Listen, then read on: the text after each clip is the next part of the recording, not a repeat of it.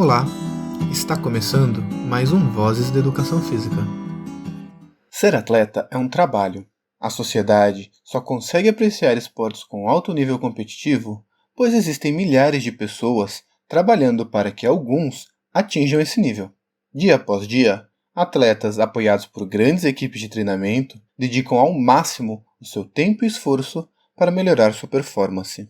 Por ser um trabalho, ser um atleta é uma escolha de vida de longo prazo. Muito está sendo comprometido e, portanto, a forma como vai terminar esse empreendimento precisa ser cuidadosamente pensado e planejado. Da mesma forma que um médico, engenheiro ou professor precisa pensar sobre a sua aposentadoria. Só que, como qualquer trabalhador, o atleta também está sujeito a ficar doente. E dentre todas as doenças possíveis, uma delas é a síndrome de burnout, que, por sinal, não acontece só com atletas.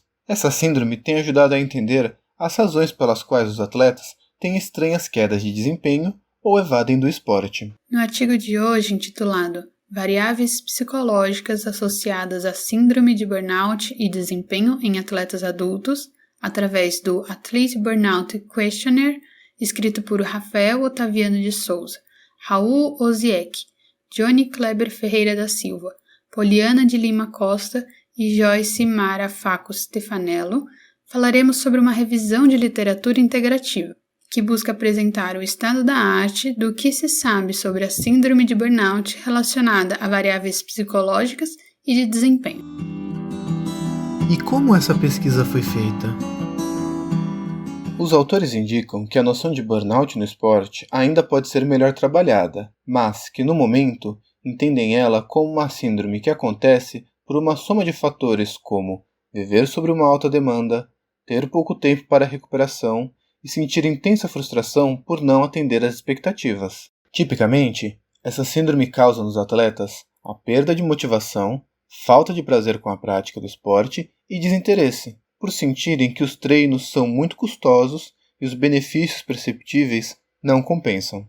A literatura sobre o tema tem buscado identificar o que leva o atleta a desenvolver essa síndrome, seja por características individuais ou fatores ambientais.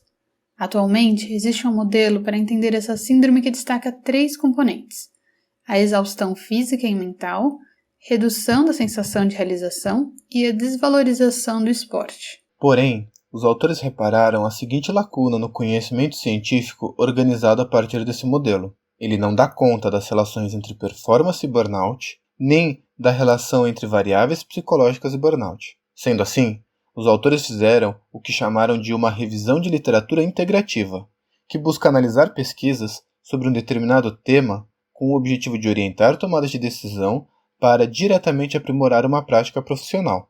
Essa revisão ocorreu através do processo de elencar parâmetros para a busca em bancos de dados, que nada mais são do que sites de artigos acadêmicos. Selecionar quais parâmetros seriam usados para excluir do total de pesquisas encontradas aquelas que não atendem os parâmetros de qualidade, para só então assumir que os artigos que foram recolhidos são fontes representativas do conhecimento científico elaborado sobre o tema até o momento. Os autores definiram que os bancos de dados aonde iam buscar por artigos seriam o Health Descriptors, PubMed, Web of Science, Cielo, Science Direct, Scopus e APAPSycNet. As palavras-chave que usaram para pesquisar por artigos nesses bancos de dados foram burnout, atletas e esportes, nos idiomas português, inglês e espanhol.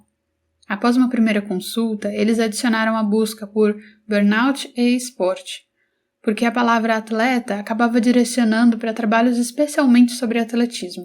Foram encontrados 2.468 artigos, e para ter certeza sobre essa quantidade, os autores fizeram 2 consultas em momentos diferentes. Desses artigos, eles estavam interessados apenas nos publicados entre os anos de 2007 e 2017, com atletas adultos de alta performance e que usaram em seu método o Athlete Burnout Questionnaire e, a partir daí, começaram as exclusões. 2.203 artigos foram excluídos por não falarem sobre burnout. Veja só, assim como nas pesquisas do Google, os sites de bancos de artigos científicos também podem acabar mostrando alguns resultados meio equivocados com o que você estava buscando. Dos artigos restantes, 95 foram excluídos por estarem repetidos em mais de um dos sites consultados. E note que todas essas exclusões aconteceram só no processo de leitura dos títulos dos trabalhos. Em seguida, dos 170 artigos restantes, a partir da leitura dos seus resumos, foram excluídos 151 artigos pelos seguintes motivos. 9 eram revisões sistemáticas. 1 era a dissertação de mestrado. 11 estavam com artigos completos escritos em línguas que não o inglês, português ou espanhol. 1 era livro, e não se encaixava na característica que buscavam, de ser pesquisa experimental e utilizar o questionário burnout do atleta. 56 eram artigos que não contemplavam o tema. 1 era uma pesquisa que não foi feita com atletas. 24 não usaram o Athlete Burnout Questionnaire. 37 eram com atletas jovens. E 11, que só nesse estágio de leitura dos resumos, foram identificados como artigos repetidos. Restando apenas 19 artigos, estes foram lidos na íntegra e a qualidade de sua metodologia foi avaliada a partir dos seguintes critérios: metodologia compatível com os objetivos, descrição da amostra, descrição das propriedades psicométricas do questionário de burnout e apresentação do tratamento adequado dos dados. Essa avaliação excluiu 4 dos 19 artigos, pois não contemplavam pelo menos 3 desses 4 critérios, fazendo com que os resultados desta revisão sejam baseados nos achados dos 15 trabalhos finalistas. Caso você queira saber quais artigos são esses, no texto original da pesquisa desse episódio, existe uma tabela com os nomes completos desses 19 artigos para consultar, o que foi muito legal da parte dos autores, já que a avaliação sobre a qualidade da metodologia foi a parte mais subjetiva do processo até então. Nos falar quais foram os artigos garante transparência, para quem quiser verificar se o juízo que os autores fizeram foi correto. Momento parando para refletir. Apesar de um pouco maçante ficar ouvindo essa descrição de critérios e etapas, essa é uma parte muito importante de trabalhos que buscam entender o que a ciência já sabe sobre um determinado assunto. Ao mesmo tempo, essa descrição do método serve de exemplo para entendermos o processo do pensamento científico. Atualmente, existe uma produção de artigos científicos desproporcional com a nossa capacidade de lê-los, o que torna necessários trabalhos de síntese como esse, porque assim as contribuições do campo científico tornam-se acessíveis para o campo da prática. Essa descrição da metodologia nos dá dicas importantes sobre o processo pelo qual alguém precisa passar antes de falar o que a ciência prova ou deixa de provar. Achar os artigos que são pertinentes para entender um assunto demora. Ler e interpretar esses artigos demora ainda mais. Comparar os dados e tentar entender esse processo no decorrer do tempo é algo que precisa ser feito com paciência e cuidado. Existem sempre nuances e limitações em cada trabalho, e por isso, afirmações muito contundentes não devem ser feitas usando apenas um artigo como base. Por isso, toda vez que vocês lerem uma manchete ou escutarem alguém em alguma mídia falando tal pesquisa provou, fique com os 2 pés atrás, porque nenhuma afirmação científica é tão simples. Nas mídias sociais, as pessoas costumam se apropriar de pesquisas pegando uma frase que está no texto, resumindo o texto inteiro essa frase, e usam isso como se fosse uma carta super trunfo. Percebe como chega a ser bobo argumentar algo como "mas o trabalho de Cicrano prova que X"? Cicrano pode apenas observar parcialmente algumas relações que envolvem aquele tema. O conhecimento científico não é construído por Cicrano sozinho. É um empreendimento coletivo e demorado, no qual cada trabalho dá sua pequena contribuição.